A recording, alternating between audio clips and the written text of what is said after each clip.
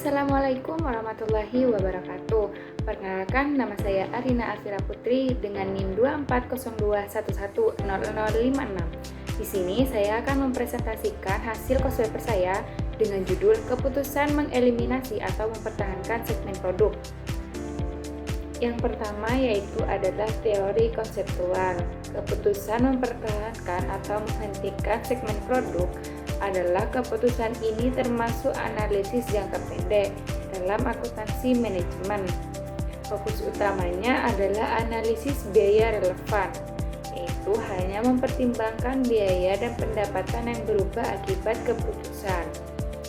Prinsip utama yaitu hanya biaya dan pendapatan yang dinilai. Analisis dilakukan per segmen atau per produk. Aspek kualitatif tetap dipertimbangkan. Keputusan ini hanya perhitungan finansial, tetapi bagian dari strategi perusahaan untuk meningkatkan efisiensi dan daya saing. Yang kedua yaitu praktik akuntansi. Dalam akuntansi manajemen, keputusan ini melibatkan proses internal seperti pencatatan, pengelompokan, dan analisis data per segmen menurut Duri tahun 2020. Tujuan utamanya adalah mengidentifikasi dampak keuangan langsung dari setiap opsi dan membedakan biaya relevan dan biaya tidak relevan. Tujuan akuntansi segmen ini adalah menyajikan informasi keuangan per segmen secara jelas, menilai kontribusi laba tiap segmen, mengidentifikasi biaya relevan untuk keputusan manajerial, mengevaluasi efisiensi operasional dan strategi produk, membantu manajemen menentukan apakah segmen dipertahankan, direstruksiasi atau dihentikan. Ada beberapa teknik dan strategi yang digunakan dalam praktik akuntansi manajemen untuk menentukan apakah suatu segmen bisnis harus dipertahankan atau dihapus. Yang pertama, yaitu adalah contribution margin approach, yaitu adalah pendekatan digunakan untuk menilai apakah suatu segmen bisnis atau produk harus dipertahankan atau dieliminasi berdasarkan kontribusinya terhadap laba perusahaan.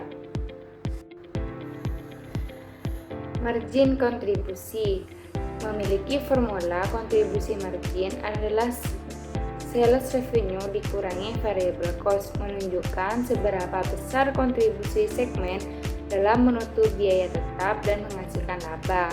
Fokus utamanya yaitu adalah mengidentifikasi produk segmen yang paling menguntungkan, mengevaluasi kelayakan divisi bisnis, menentukan apakah segmen dipertahankan atau dihapus, berbasis biaya relevan atau biaya tetap yang tidak dapat dihindari atau diabaikan. Rumus keputusan eliminasi segmen yaitu adalah laba sama dengan kontribusi segmen dikurangi avoidable fixed cost, yaitu jika laba kurang dari 0, eliminasi menurunkan laba segmen dipertahankan, dan jika laba lebih dari 0, eliminasi menaikkan laba atau segmen dihapus.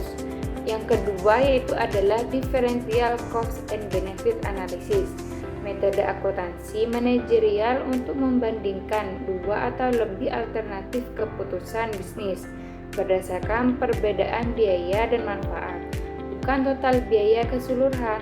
Fokus pada biaya dan manfaat yang berubah akibat keputusan. Konsep dasar yaitu adalah differential cost sama dengan biaya alternatif A dikurangi biaya alternatif B. Differential benefit yaitu adalah pendapatan A dikurangi pendapatan B. Dan terakhir yaitu adalah net differential income, di mana differential benefit dikurangi differential cost. Kriteria keputusan: jika differential benefit kurang dari differential cost sama dengan alternatif ditolak, dan jika diferensial lebih dari differential cost maka alternatif diterima. Tujuan dan fungsinya yaitu adalah membantu memilih alternatif terbaik, mengidentifikasi biaya dan pendapatan relevan, menghindari pertimbangan sunk cost, dan digunakan untuk keputusan jangka pendek. Dan praktik akuntansi yang ketiga yaitu adalah qualitative decision analysis, di mana adalah pendekatan pengambilan keputusan manajerial yang mempertimbangkan faktor-faktor finansial yang tidak dapat diukur secara langsung dalam bentuk angka, tetapi memiliki strategi dan jangka panjang terhadap perusahaan. Rumus umumnya yaitu adalah Qualitative Decision Index sama dengan sigma WI dikali SI, di mana WI yaitu adalah bobot pentingnya faktor ke-1 dalam persentase atau proporsi total 1,00. SI-nya yaitu adalah skor penilaian faktor ke-1, biasanya skala 1 sampai 5 atau 1 sampai 10. Jika terdapat dua alternatif semisal yaitu adalah mempertahankan versus menghapus segmen, maka rumus diterapkan pada keduanya. Jadi Qualitative Decision Index A sama dengan sigma WI dikali SIA. Sebaliknya yang B juga, Qualitative Decision B sama dengan sigma WI dikali SIB. Lalu dibandingkan hasil akhirnya. Jika KDIA kurang dari KDIB, maka alternatif A lebih layak. Jika KDIB lebih dari KDIA, maka alternatif B tidak layak. Pendekatan ini umum digunakan oleh manajer strategis untuk menilai keputusan yang berdampak pada reputasi, strategis jangka panjang, atau kebijakan sosial perusahaan.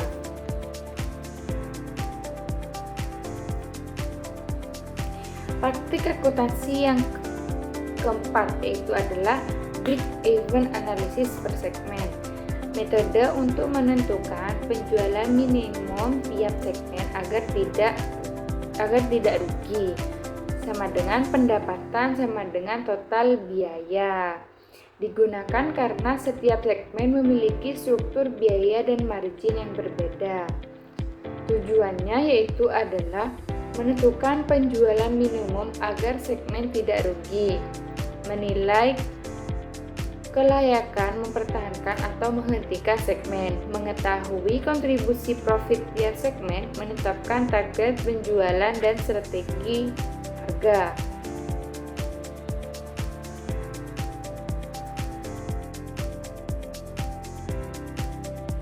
Tujuan analisis titik impas per segmen yaitu adalah menentukan tingkat penjualan minimum tiap segmen agar tidak rugi, menilai kelayakan atau mempertahankan segmen produk, mengetahui kontribusi masing-masing segmen terhadap profitabilitas perusahaan, membantu manajemen menetapkan target penjualan dan strategi harga, mengukur margin of safety atau tingkat keamanan laba dari setiap segmen.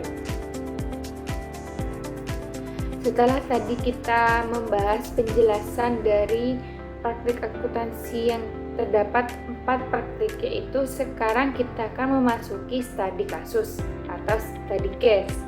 Yang pertama yaitu adalah misalkan PT Sinar Abadi memiliki 2 produk A dan produk B. Produk A makanan ringan dan produk B kita minuman ringan. Manajemen sedang mempertimbangkan apakah produk B perlu dihapus atau dipertahankan karena laba bersih perusahaan menurun dalam 2 kuartal terakhir. Data keuangan per segmen selama 1 periode dalam jutaan rupiah sebagai berikut. Produk A memiliki data penjualan 800 juta dan produk B memiliki data penjualan 500 juta. Produk A memiliki biaya variabel 480 juta dan produk B memiliki biaya variabel 350 juta. Produk A memiliki biaya tetap dapat dihindari 120 juta dan produk B 100 juta. Produk A memiliki biaya tetap tidak dapat dihindari sebesar 150 juta dan produk B memiliki biaya tetap tidak dapat dihindari 150 juta.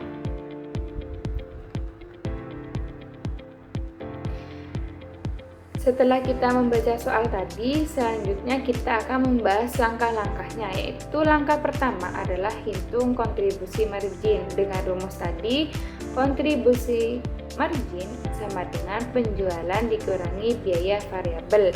Perhitungannya yaitu kontribusi margin A pada produk A sama dengan 800. Kita masukkan data yang ada di tabel. 800 dikurangi 480 sama dengan 320 juta. Kontribusi margin produk B 500 dikurangi 350 sama dengan 150 juta. Setelah tadi melakukan langkah yang pertama, selanjutnya kita akan memasuki langkah yang kedua, yaitu hitung segmen margin atau laba segmen. Dengan rumus yang tadi, segmen margin sama dengan kontribusi margin dikurangi biaya tetap dapat dihindari, yaitu perhitungannya segmen margin produk A yaitu dimasukkan dengan tadi 320, hasil kontribusi marginnya itu 320 dikurangi 120 sama dengan 120 juta. Segmen margin produk B, masukkan total kontribusi margin produk B tadi 150 juta dikurangi 100 juta sama dengan 50 juta. Langkah yang ketiga yaitu analisis laba total perusahaan, yaitu total laba 200 ditambah 50 dikurangi 150 sama dengan 100 juta. Langkah yang keempat yaitu simulasi jika produk B dihapus. Jika produk B dihapus, pendapatan produk B hilang sebesar 500 juta, biaya variabel 350 juta dan biaya tetap dapat dihindari 100 juta. Juga tidak dapat dikeluarkan lagi, tetapi biaya tetap umum 150 juta tetap ada. Perhitungannya yang baru yaitu adalah laba baru sama dengan kontribusi margin produk A dikurangi biaya tetap dapat dihindari dikurangi biaya tetap umum. Jadi 320 dikurangi 120 dikurangi 150 sama dengan 50 juta. Jadi tidak ada segmen yang merugikan secara langsung. Namun manajemen bisa mempertimbangkan untuk meningkatkan efisiensi biaya variabel produk B agar margin meningkat. Studi kasus yang kedua yaitu PT Maju Jaya memiliki dua segmen bisnis, yaitu produk alfa dan produk beta. Manajemen sedang mempertimbangkan untuk menghapus produk beta karena dianggap kurang menguntungkan, yaitu produk X. Penjualan memiliki 500 juta dan produk Y 400 juta. Biaya variabel produk X 300 juta dan produk Y 320 juta. Dan biaya tetap dapat dihindari produk X 50 dan produk Y 40 juta. Masuk ke jawaban dan langkah-langkah.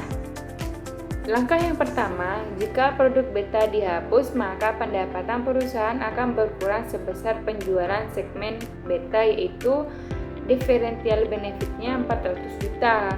Dan langkah yang kedua yaitu hitung differential cost. Biaya yang akan berkurang bila segmen dihapus adalah biaya variabel 820 juta, biaya tetap dapat dihindari 60 juta, differential cost sama dengan 280 ditambah 60. Hasilnya yaitu 340 juta. Dan langkah yang ketiga yaitu hitung net differential income, yaitu differential benefit dikurangi differential, yaitu 400 dikurangi 340 juta sama dengan 60 juta. Berdasarkan hasil analisis produk beta masih memberikan kontribusi positif terhadap laba perusahaan. Jika segmen ini dihapus, maka perusahaan tidak hanya kehilangan pendapatan sebesar 400 juta, tetapi juga kehilangan potensi pasar dan pelanggan loyal yang mungkin berpengaruh pada segmen lain. Setelah tadi kita menjelaskan dari teori konseptual, praktek analisis, selanjutnya kita akan masuki kesimpulan. Jadi kesimpulan materi tadi yaitu keputusan mempertahankan atau menghapus segmen tidak hanya melihat angka laba, tetapi juga mempertimbangkan keberlanjutan dan strategi jangka panjang. Segmen dengan margin kontribusi positif umumnya layak dipertahankan, sementara segmen dengan kontribusi negatif memerlukan evaluasi lebih dalam, baik secara finansial maupun kualitatif. Baik, mungkin itu saja yang dapat saya sampaikan. Wassalamualaikum warahmatullahi wabarakatuh.